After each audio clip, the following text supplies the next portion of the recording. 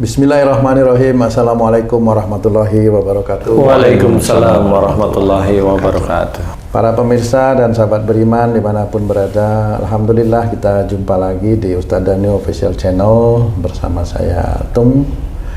Apa kabar semua sahabat beriman? Semoga kita selalu senantiasa dalam lindungan Allah Subhanahu wa Ta'ala. Amin amin ya rabbal alamin.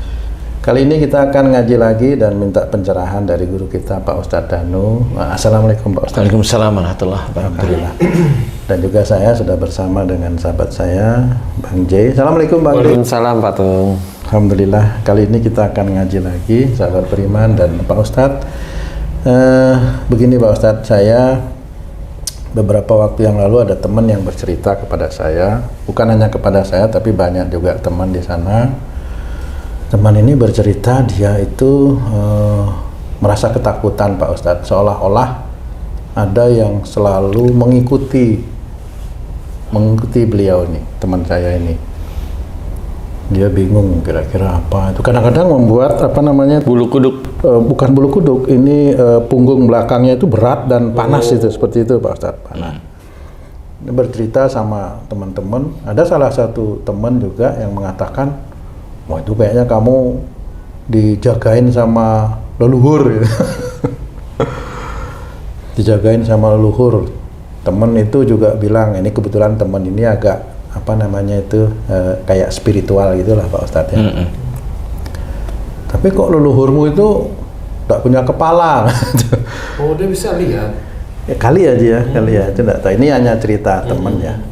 Cerita temen, kemudian temen saya itu tanya sama saya kan nggak ngerti, dan dia bercerita juga nih teman saya bahwa dia bertanya kepada ibunya, karena cerita teman ini dijaga leluhur, dia tanya ibunya gitu, Bu, kira-kira gimana sih ini orang tua kita dulu? Nah ibunya bercerita kepada teman saya itu, Pak, dulu kakekmu itu, entah itu kakeknya teman saya ini atau kakeknya ibunya, itu saya kurang paham juga waktu itu, nggak nanya. Katanya kakeknya itu seorang prajurit, anak buahnya Pangeran Diponegoro. Wah, zaman itu Pak Ustadz. Jadi dikatakan memang kakekmu itu termasuk orang yang berilmu katanya. Sakti lah kira-kira. Teman, waktu perang kalah gitu Pak Ustadz.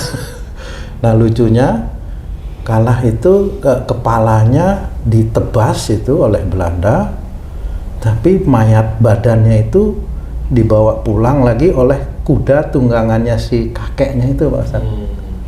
Nah seperti itu cerita dari ibunya. Nah itu sebenarnya apakah ada hubungannya antara itu sama yang dia merasa ketakutan, seperti ada yang mengikuti seperti itu Pak Ustadz? Mohon pencerahannya seperti itu Pak.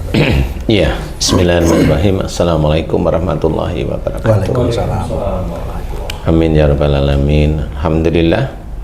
Memang yang namanya ilmu itu di Indonesia atau di Arab itu ya mirip-mirip, hampir semuanya sama ya, kurang lebih ya. Sering saya cerita bahwa ilmu itu rata-rata dari jin. Kalau dari malaikat itu jarang sekali, sangat jarang, karena untuk mendapatkan ilmu jin sangat gampang. Orang meditasi masuk jin. Walaupun dia mengucapkan Bismillahirrahmanirrahim itu Pak Ustadz. Bismillah itu kan hanya lisan di mulut saja. Jadi bismillah itu sebenarnya catatan bahwa dengan nama Allah istilahnya. Dengan nama Allah dia, tapi apa yang dikerjakan itu tidak dilakukan oleh Rasul. Jadi apanya yang benar kan begitu ya. Kemudian rangkaian dari ilmu itu kan pasti dilakukan. Walaupun dia bismillah, kemudian pakai acara apa, ritual, bacaan apa, ritual, ya. Dan itu sangat banyak sekali itu. Walaupun seorang itu pakai bismillah, tetapi dia bisa mecah besi cor, itu ya sama, itu ilmu namanya. Jadi itu ada makhluk yang mengikuti, apa namanya, yaitu jin, yang memang dia bertugas bisa mecah besi, mecah balok es, yaitu jin sebenarnya. Yang itu diinginkan oleh seseorang itu pakai otak, walaupun dia bismillah, tetapi niatnya dia bukan untuk akhirat, tapi kan untuk dunia. Betul. Ya, menginginkan kebal, menginginkan bisa motong besi, menginginkan bisa motong balok es yang tumpuk-tumpuk, kemudian bata yang bertumpuk-tumpuk hingga 5-6 meter seperti itu kan keinginan duniawi. Jadi walaupun itu bismillah, ya yang masuk ya makhluk itu.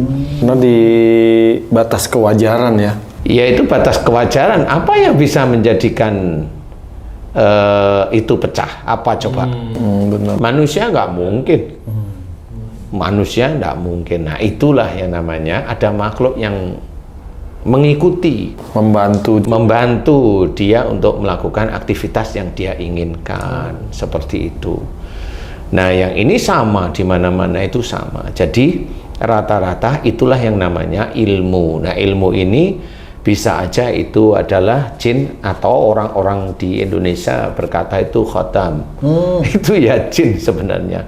Jin yang punya ilmu namanya khotam. Jin yang punya ilmu pelet ya khotam pelet.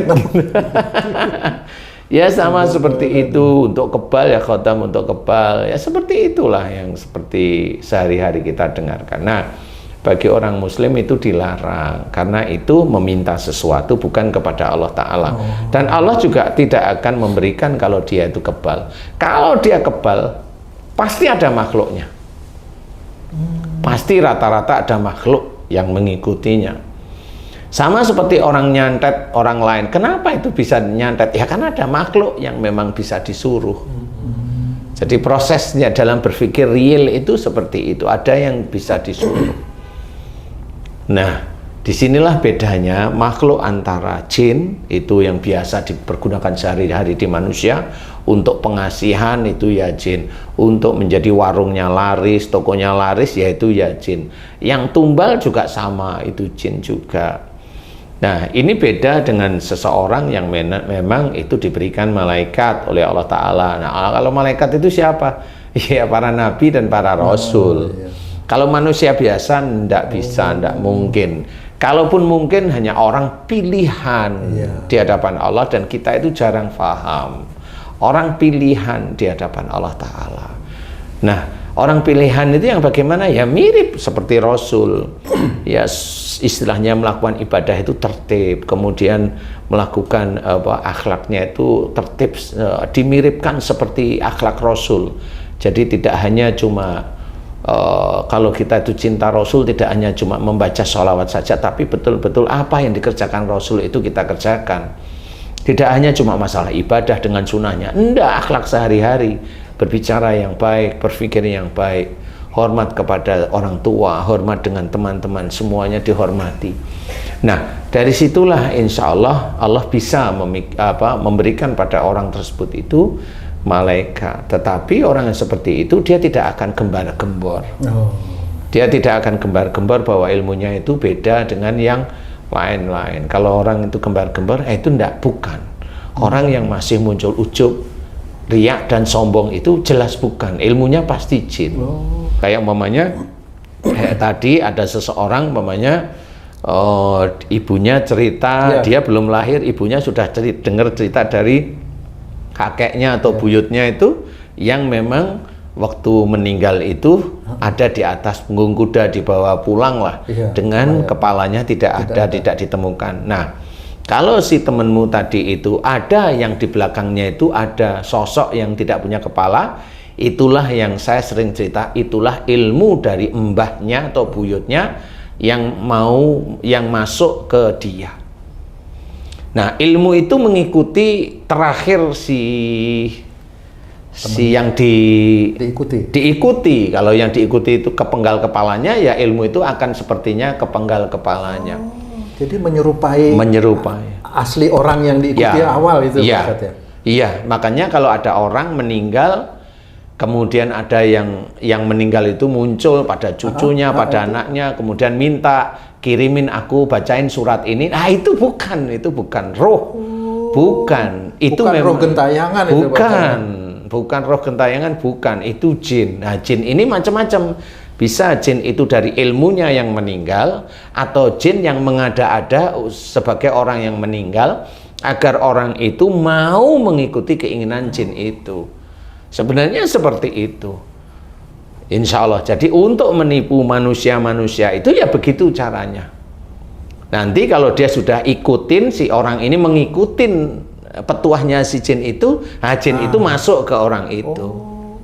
Nah, masuk ke orang itu menjadi ilmunya si orang itu. Akhirnya ilmu itu menyatu. Nah, jadilah manusia-manusia yang atas izin Allah ya bisa melihat jin, kemudian bisa komunikasi dengan jin, dengan siluman seperti itu, melihat, kemudian punya ilmu itu dibacain di kamera sehingga kamera itu bisa menonton jin, kamera itu bisa menangkap jin, pocong, kuntilanak ya. Itu ilmu-ilmu seperti itu sebenarnya.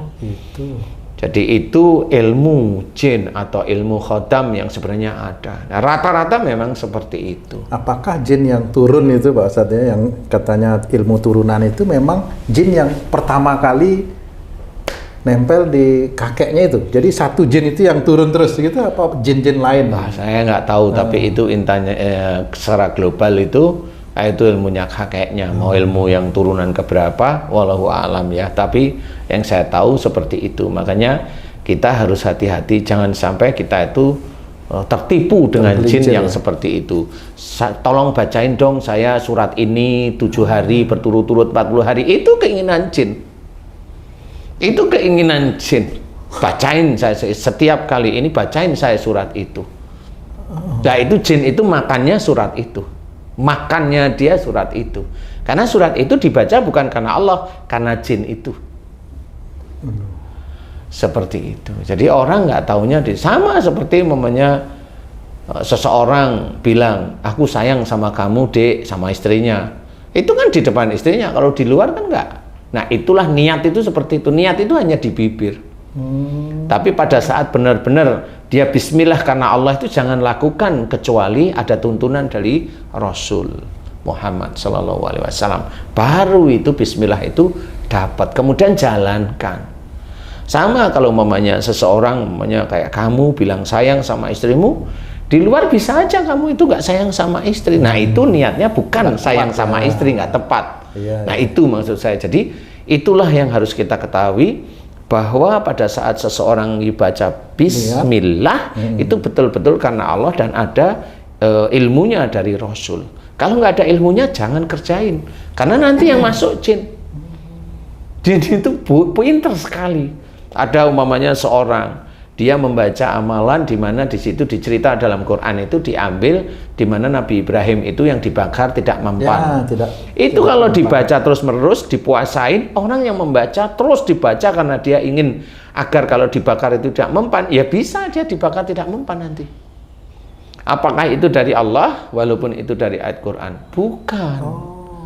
Bukan, dia Nabi bukan, tetangga Nabi bukan, kan begitu. Enggak, itu tetap jin. Tapi kenapa dia dibakar tidak apa-apa? Ya karena dia keinginannya seperti itu. Dan itu keinginan duniawi dan masuklah jin. Ya, bisa aja jin itu memang dikuasai oleh Dajjal. Sehingga orang itu menjadi, kebal nih. Lama-kelamaan kan ujub, riak, sombong, bahkan pamer nantinya. Nah, ini yang menjadikan rusaknya tauhid itu. Makanya itu yang dikatakan musyrik. Apapun bentuknya itu musyrik karena Rasul tidak mengerjakan. Tapi manusia-manusia aneh itu mengerjakan. Muslim-muslim yang memang menurut dia itu benar, menurut dia padahal itu tidak ada tuntunannya, menurutnya itu benar, dikerjain ya, jadilah dia hebat di mata manusia, tapi nanti rendah di mata Allah Ta'ala. Apakah kita mau seperti itu? Ustadz, menarik nih, jin ilmu itu adalah jin yang dicari oleh manusia dengan dibaca-bacakan untuk menjadikan orang tersebut berilmu. Nah,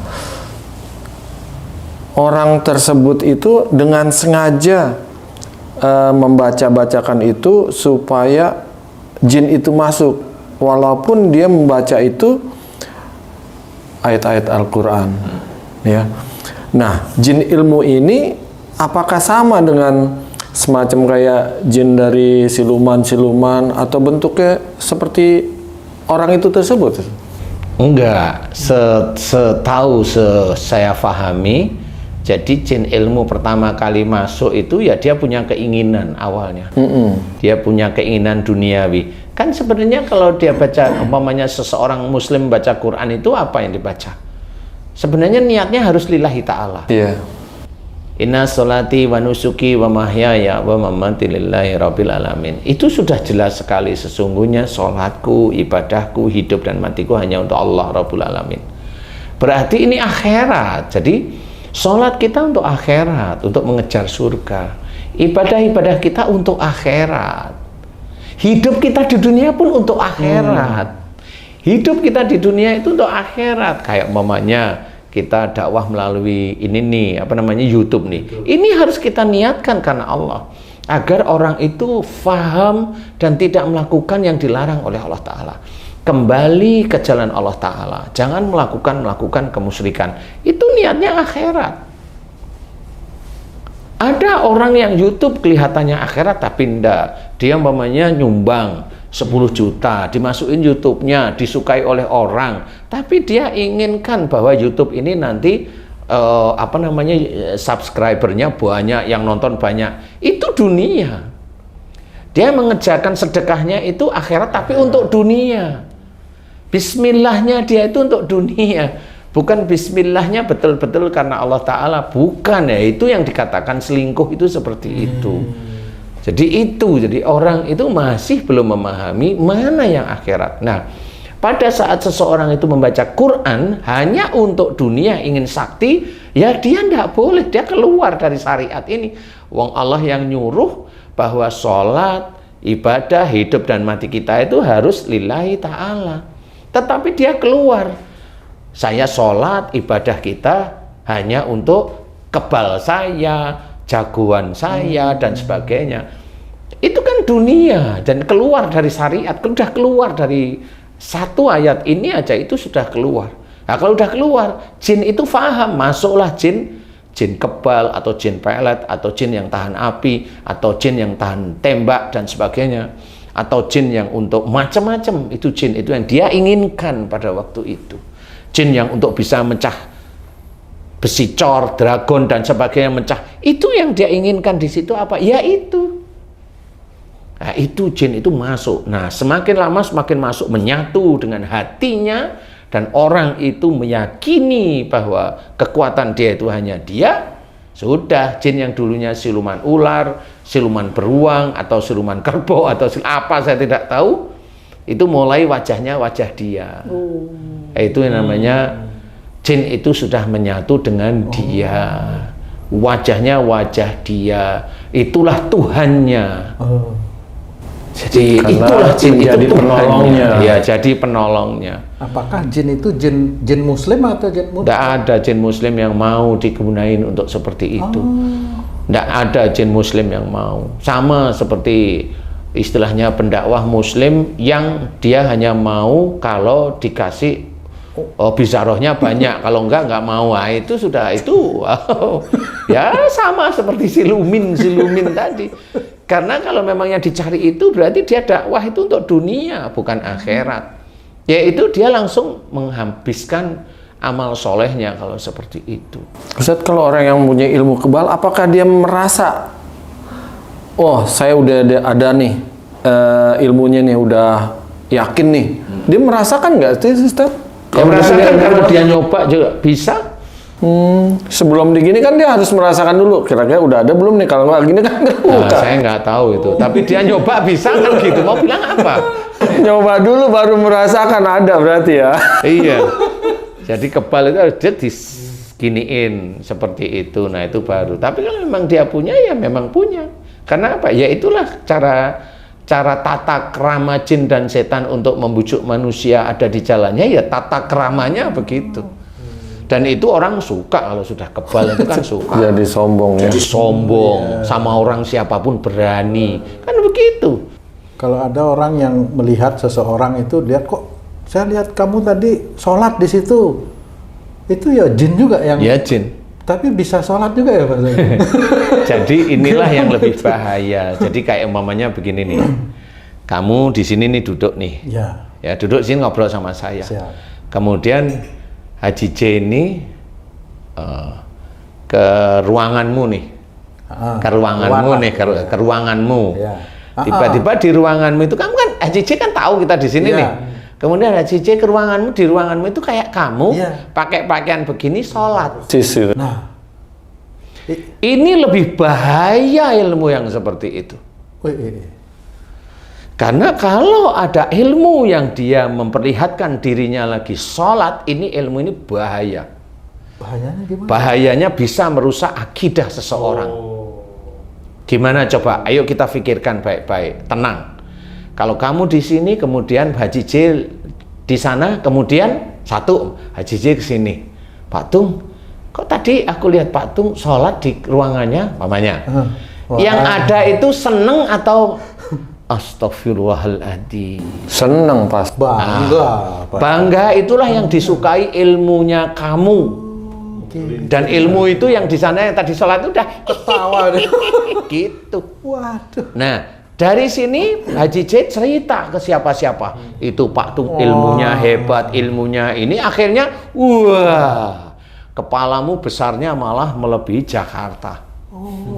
Karena bangga di situ, bangga karena kamu ada waktu itu sholat, kamu ada jalan-jalan kamu. Itulah ilmu. Dan itu bahaya. Sangat bahaya sekali. Kenapa? Karena kalau jin muslim, dia tidak akan memperlihatkan sholat karena itu ada ujub sama riya. Oh gitu ya. Itu jin muslim nggak mungkin. Berarti itulah siluman. Untuk merusak akidahnya Haji J, ya kamu yang kamu bangga, Haji J akhirnya Termasuk juga akhirnya sombong, ikut akhirnya membanggakan, ceritain bangga, akhirnya wah Tung itu memang ibadahnya bagus. Selesai. Rusak semuanya. Nah, disitulah akhirnya kamu lupa bahwa kamu itu manusia. Harus kita itu tetap sujud kepada Allah Ta'ala. Nah, karena kamu tahu tidak tahu kamu punya ilmu seperti itu, habis akidahmu, habis amal-amal soleh. Karena apa? Kamu sombongnya sudah melebihi langit. Sama seperti orang kebal. Orang kebal itu rata-rata kalau dia itu ini kan mudah sekali untuk marah. Orang kebal itu begitu.